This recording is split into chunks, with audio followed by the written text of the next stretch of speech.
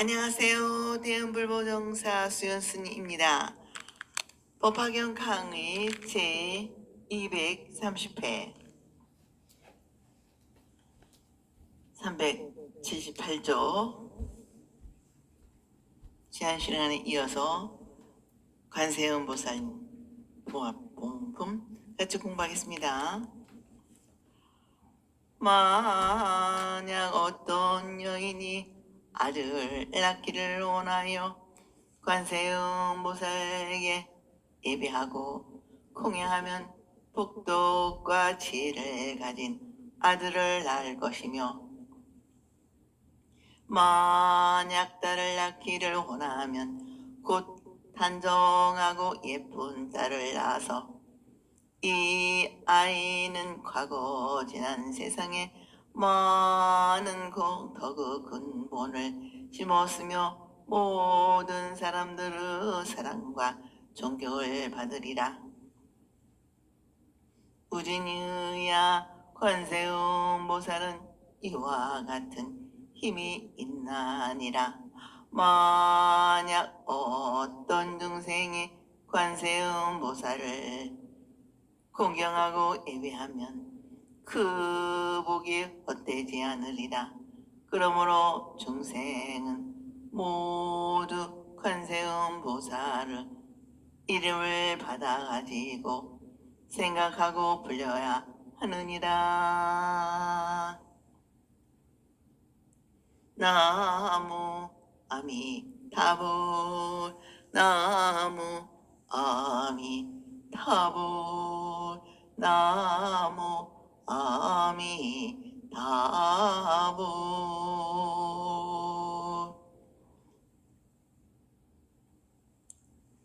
앞에서 입으로 관세음보살을 불러서 7가지의 괴로움과 두려움을 벗어나고 마음으로 관세음보살을 생각함으로써 삼독의 번뇌와 괴로움에서 벗어난다는 말씀에 이어서 여기에서는 몸으로 관세음보살님께 예배하고 공경하여 슬기로운 아들 낳기를 바라거나 예쁜 딸 낳기를 바라면 2가지 소원을 성취할 수 있다는 중생의 희망과 바람이 이루어진다는 말씀이 있게 된다.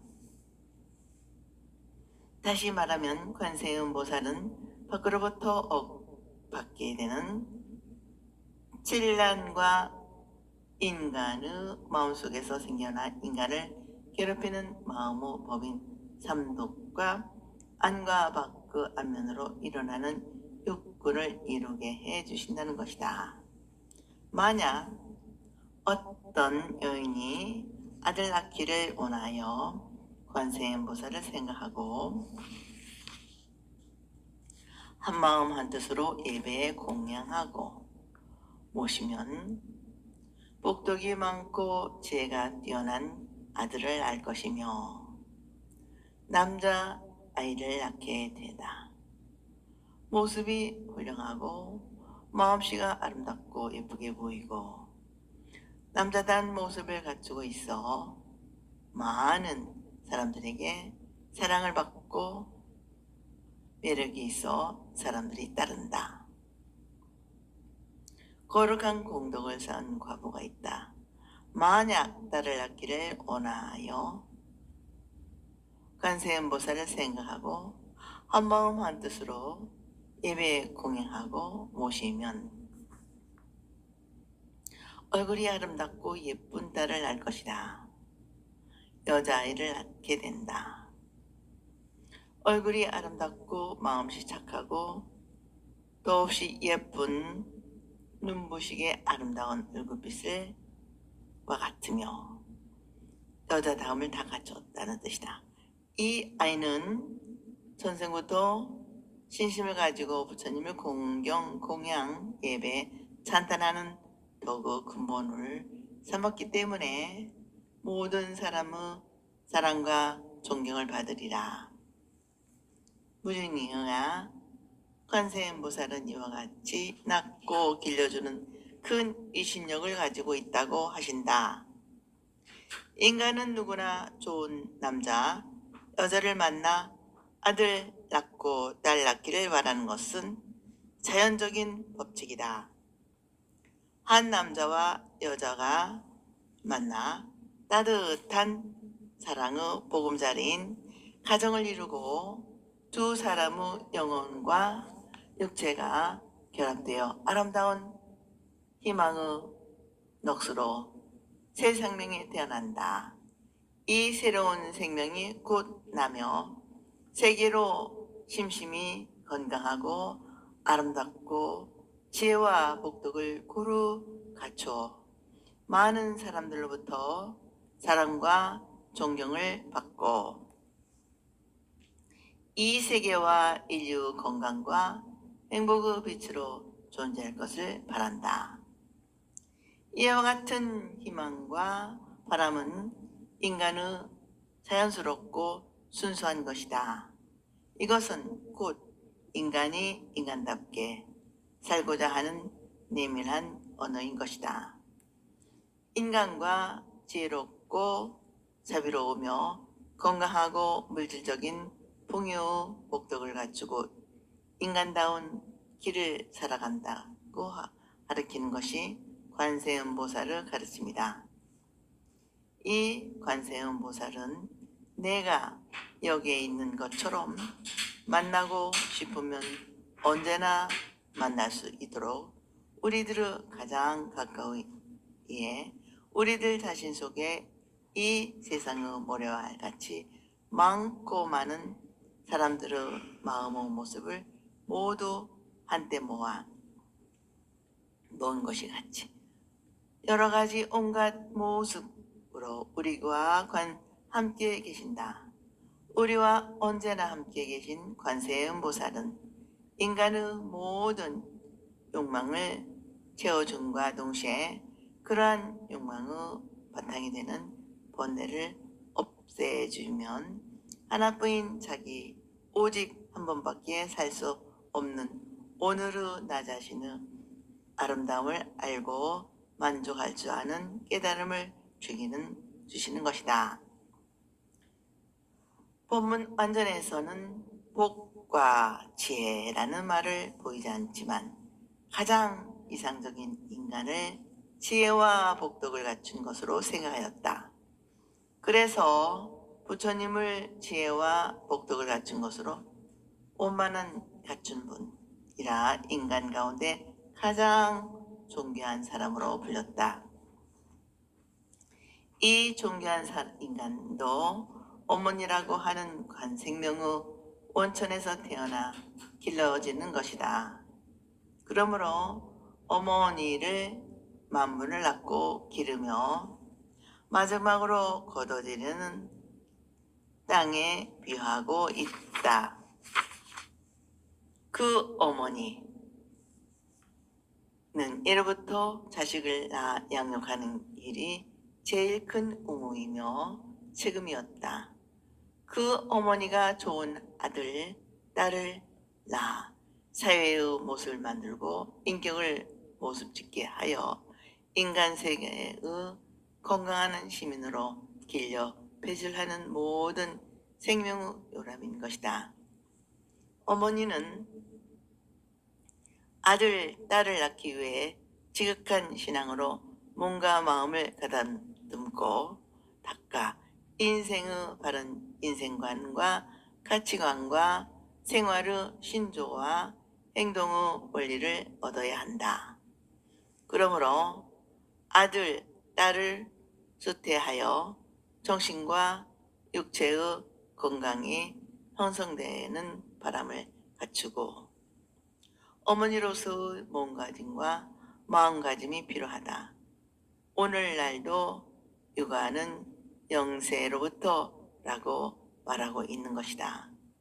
여기서 말씀되고 있는 것이 곧 옛날만이 아닌 오늘날까지 영원한 지금의 인생의 정신세계를 확대시켜주고 슬기로운 인격을 이루어 건강한 인간으로서 평화로운 사회에서 행복한 삶을 누릴 수 있는 인간 교육의 지침으로 우리들 생명의 양식으로 현재하는 말씀이라 하겠다. 완전한 아들, 딸을 낳아 기르고자 하는 인간의 교사인 어머니는 지혜와 자비의 영원한 모성인 관세음보살님께 예배하여 시작 없는 옛적부터 영원한 미래로 이어가는 오늘날까지의 허물을 참여하고 없애며 공양하고 찬탄하여 복을 낳게 할 씨앗을 심으며 예배하고 공양한 공덕으로 복덕을 얻게 되고 지극한 마음과 정성으로 지혜를 얻게 된다. 이러한 어머니의 공덕이 아들의 복덕과 지혜를 갖춘 몸을 있게 한다는 것이다. 그리고 어머니의 선과 악을 가릴 줄 알고 부처님의 지혜롭고 자비로운 가르침에 하나 되는 그 마음이 단정하고 예쁜 딸의 모습을 또한 어머니의 남에게 즐거움과 기쁨을 주고자 하는 사랑스러운 마음, 그 딸의 아름답고 사랑스러운 모습을 갖추고 태어나게 된다는 것이다. 이렇게 자식과 생명의 뿌리가 하나인 어머니가 일찍이 복된 공덕을 심고 쌓아왔기 때문에 모든 사람들이 사랑하고 존경하게 된다는 것이다. 관세음보살은 사람들의 마음과 바람에 따라 모든 소원을 다 이루게 하시는 불가사의한 능력을 가지신 분이다. 만약에 중생들이 관세음보살께 지극한 마음으로 생하고 예배 공양하면 그 복이 헛되지 않을 것이니 헛되지 않는 결과가 있다. 마땅히 관세음보살의 이름을 받아 가지고 생각하여 불려야 하느니라 하시면서 중생이 한마음으로 관세음보살을 신앙하고 지극한 마음으로 생각하며 예배 공양하며 반드시 바라고 원하는 이익이 있게 된다고 관음신앙을 전하고 있다. 이 자비와 공경은 불교의 근본 사상이다.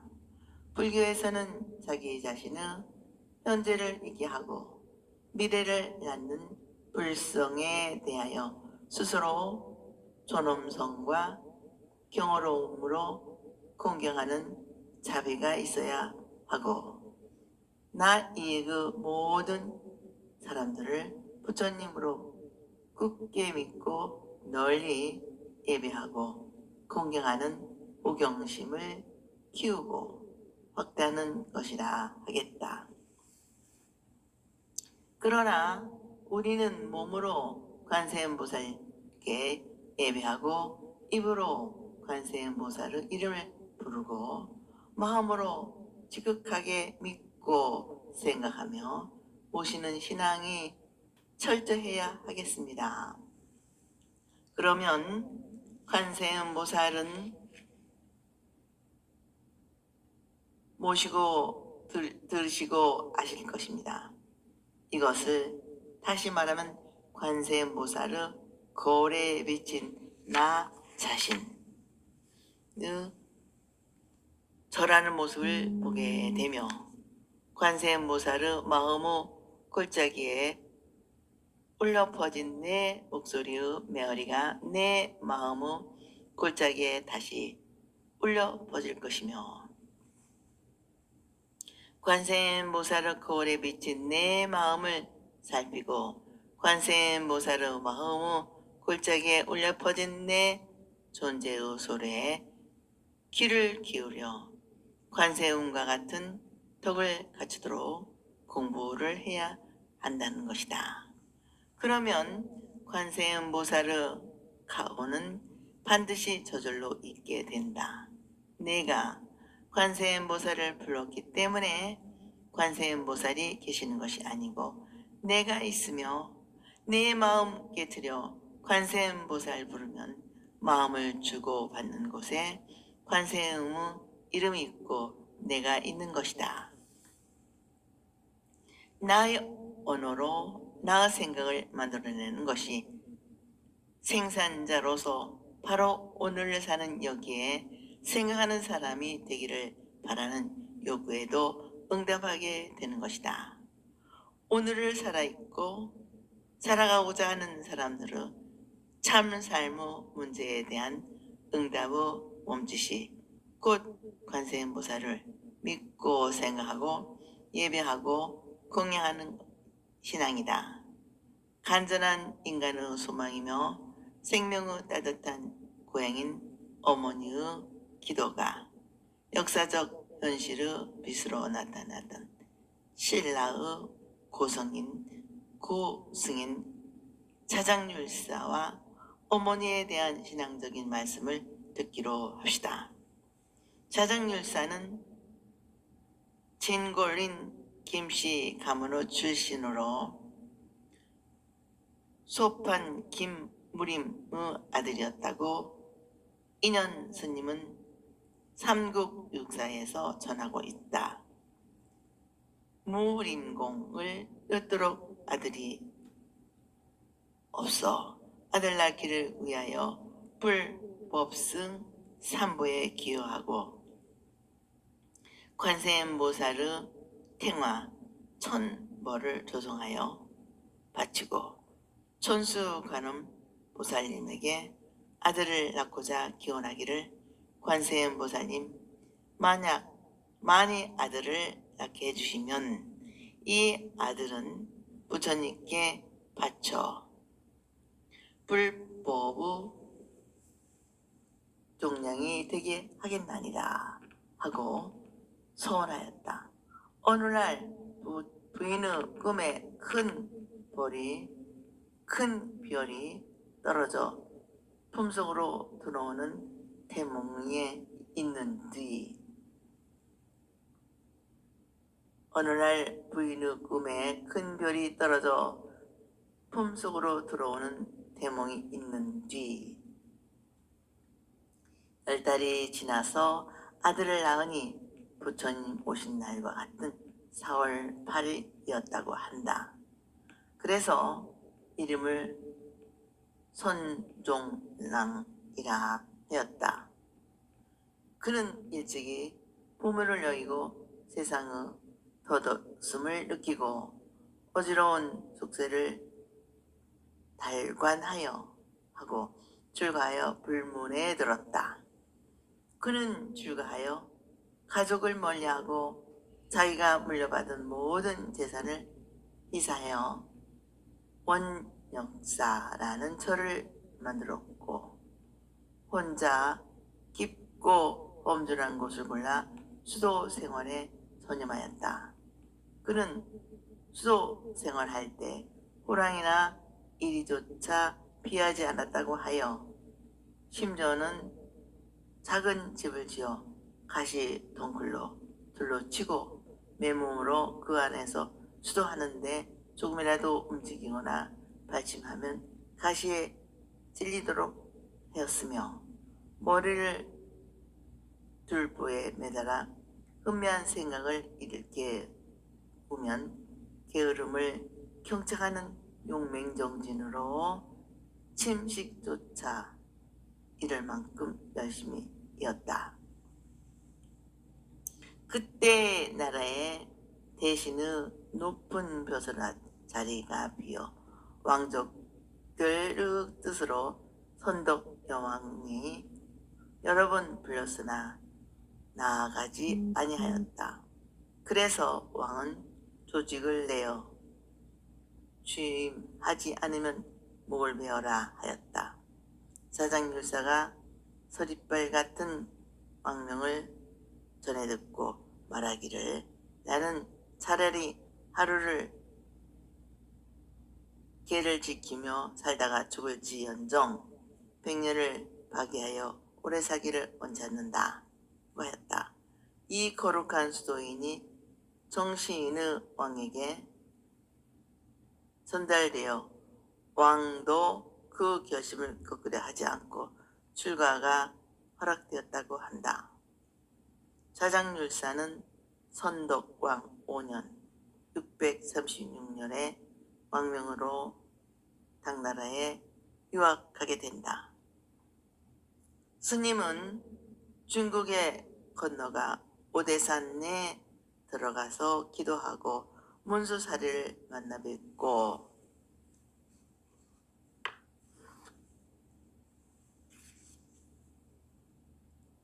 부처님의 정골 존재 공양하고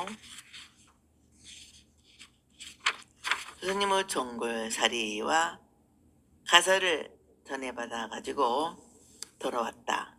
그 정골은 오대산 정멸궁에 모시고 가사는 통도사에 사리는 통도사 및 강원도 정상의 정암사에 나누어 모시고 신라 불국토를 건설하여 부처님의 자비를 펴려고 하였다. 선덕 여왕은 자장률사를 대국통으로 삼았다. 그는 대국통으로 승단의 제왕 노릇을 하면서 청룡사 구층탑을 세우는 등 삼국 통일의 정신적 지주 노릇을 하는 화려한 생애를 보내면서 후국신의 자리를 지켰다.